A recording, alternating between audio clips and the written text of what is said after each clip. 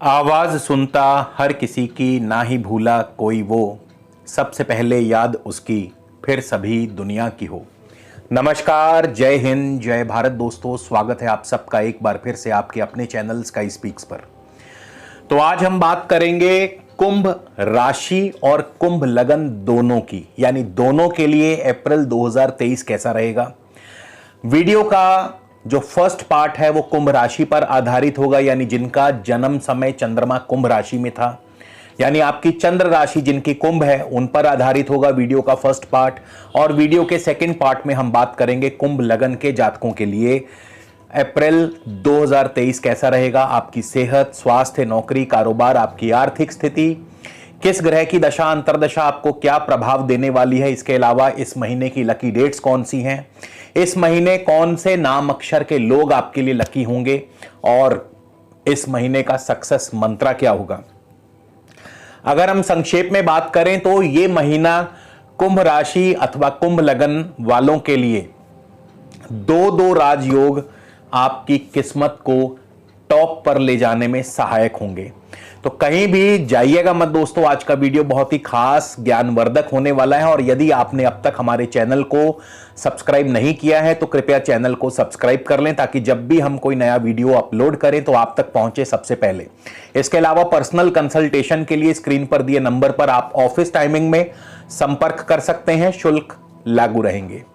आगे बढ़ते हैं और सबसे पहले जान लेते हैं ग्रहों की चाल। कुंभ राशि में इस समय शनि गोचर कर रहे हैं, यानी शनि जो है आपके चंद्रमा के ऊपर से गोचर कर रहे हैं, क्योंकि जब भी हम राशि शब्द प्रयोग करते हैं तो इसका सीधा अर्थ है हम चंद्र राशि की बात कर रहे हैं, यानी जन्म समय जिनका चंद्रमा कुंभ राशि में था। तो आपका जन्म समय चंद्रमा यदि कुंभ राशि में था तो इस समय शनि ठीक आपके चंद्रमा के ऊपर से गोचर कर रहे हैं।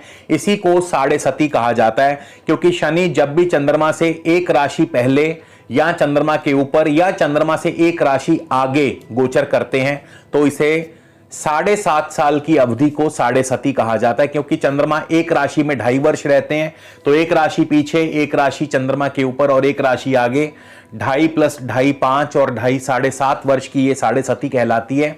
लेकिन इस दौरान चंद्रमा किस पाए में है उसका भी बहुत महत्व रहता है। चंद्रमा की दृष्टियां कहां हैं, चंद्रमा किस राशि में, ये सब चीजें बहुत महत्वपूर्ण निर्णय और फल में बहुत भिन्नता ले आती हैं। इसके अलावा सूर्य और बृहस्पति आपके धन भाव में हैं।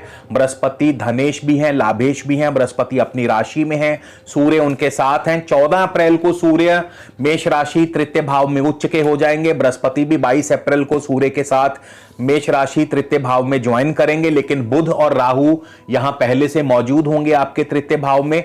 शुक्र भी इस महीने के आरंभ में तृतीय भाव में ही है, मेष राशि में, लेकिन शुक्र 6 अप्रैल को चले जाएंगे चौथे भाव में और मालव्य नामक पंच महापुरुष योग बनाएंगे। इसके साथ ही मत भूलिए कि शनि का भी शश योग बना हुआ है। तो ये दोनों योग आपको किस प्रकार से फल देने वाले हैं, क्या वाकई आपको सफलता की ऊंचाइयों पर ले जाएंगे, किस्मत को आपकी टॉप पर ले जाएंगे, या क्या प्रभाव रहेगा, इस पर भी विस्तार से चर्चा करेंगे। मंगल आपके पंचम भाव में है, मिथुन राशि में है मंगल। केतु आपके नवम भाव में है, तुला राशि में है। और आगे बढ़ने से पहले एक चीज आपको बहुत क्लियर कर देना चाहूंगा कि गोचर कभी अपना स्वतंत्र फल नहीं दे सकता। गोचर आपकी जन्मकालीन ग्रह स्थिति और आपकी वर्तमान दशा अंतरदशा के अनुसार ही कार्य करता है, उसके अनुसार ही अपना फल प्रदान करता है। तो ये एक मूल जो नियम है ज्योतिष का, इसे हमेशा याद रखिए। तो इसलिए गोचर के फल को अंतिम निर्णय मानने की गलती कभी मत कीजिएगा। तो चलिए दोस्तों बात करते हैं आपके सेहत और स्वास्थ्य की। देखिए, आपको इस समय शनि की साढ़े सती अपने मध्यम चरण पर है, यानी शनि जो है ठीक इस समय चंद्र राशि के ऊपर से गुजर रहे हैं, चंद्रमा के ऊपर से गुजर रहे हैं। शनि अपनी राशि में है, कुंभ राशि में, इसमें कोई दो राय नहीं है। और शनि को कुंभ राशि पर जो इस समय शनि की साढ़े सती चल रही है, तांबे का पाया शनि को मिला हुआ है, यानी शनि ताम्रपाद में है, तांबे के पाए में है, जो कि शुभ माना जाता है। अब ऐसे में शनि जो है मिश्रित फल प्रदान करेंगे। एक तो शनि अपनी राशि में है, शश योग भी बना रहे हैं, तो शनि के जो शुभ प्रभाव होंगे वो क्या होंगे? शनि आपको मान सम्मान पद प्रतिष्ठा दिलाते हैं, आपका रुतबा आपका दबदबा कायम करेंगे, आपको विदेश यात्राएं करवा सकते हैं, विदेशी व्यापार आपका फलेगा फूलेगा।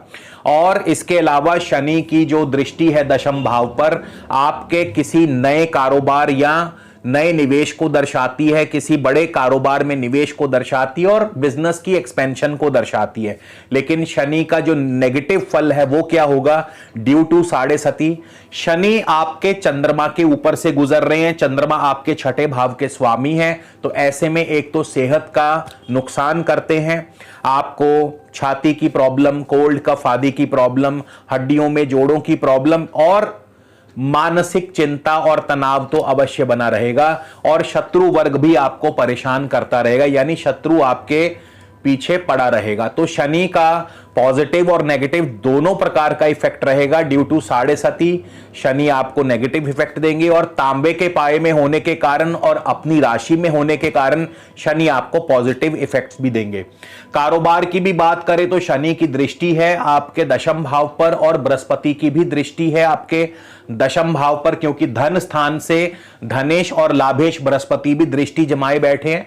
तो कारोबार में किसी बड़ी इन्वेस्टमेंट को दर्शाते हैं, कोई बड़ा निवेश हो सकता है, कोई बड़ा परिवर्तन, कोई बड़ी एक्सपेंशन हो सकती है कारोबार में, और ये आपके अच्छे के लिए भी होगा, यानी कारोबार की संतोषजनक स्थिति बनी रहेगी और आमदनी तो बहुत ही बढ़िया रहेगी, क्योंकि धनेश और लाभेश बृहस्पति इस महीने के आरंभ में सूर्य के साथ पहले तो धन भाव में होंगे, सूर्य भी सप्तमेश है, सप्तम भाव के स्वामी हैं, और धनेश और लाभेश बृहस्पति 22 अप्रैल को चले जाएंगे तृतीय भाव में।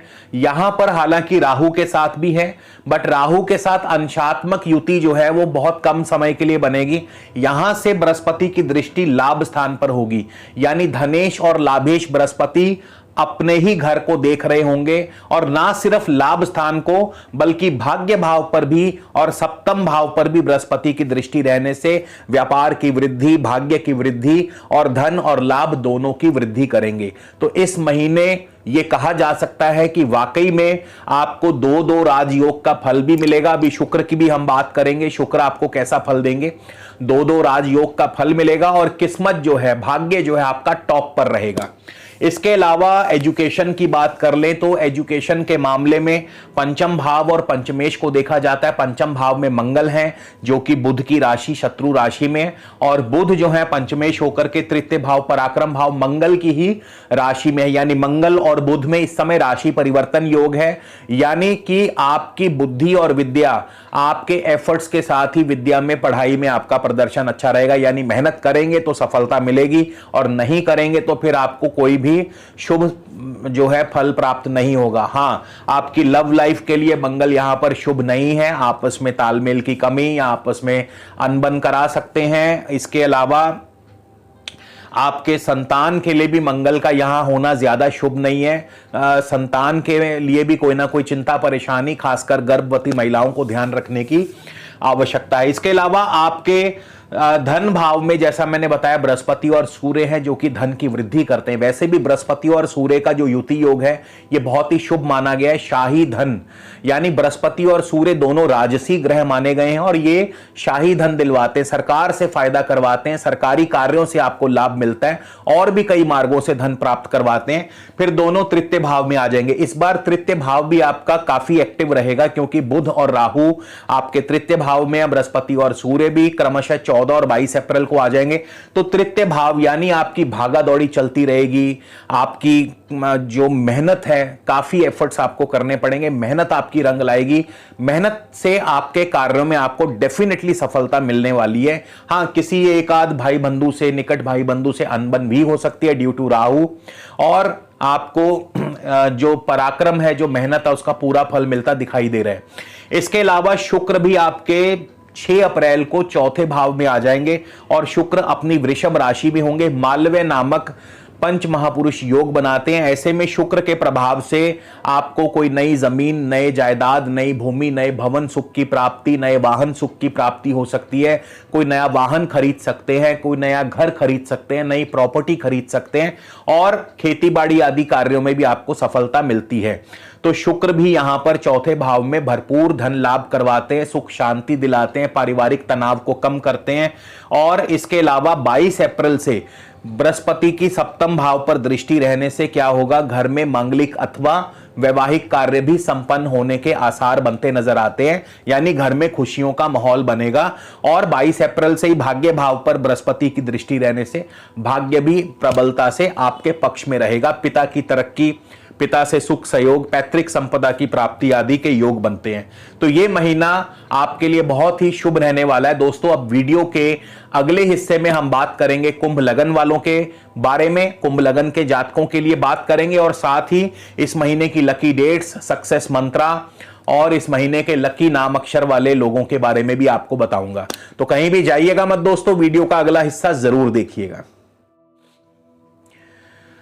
तो चलिए दोस्तों बात करते हैं अब कुंभ लगन की, कि कुंभ लगन के लिए कौन सी दशा अंतरदशा आपके लिए क्या फल देने वाली है। तो जिनका भी कुंभ लगन में जन्म हुआ है और इस समय वर्तमान में अगर आपको शनि की ही दशा या अंतरदशा या फिर प्रत्यंतर दशा चल रही है, तो शनि आपको कैसा और क्या फल देने वाले हैं। शनि आपके लग्नेश हैं, द्वादशेश हैं, इस समय लगन में है शनि और शतभिषा यानी राहु के नक्षत्र में है।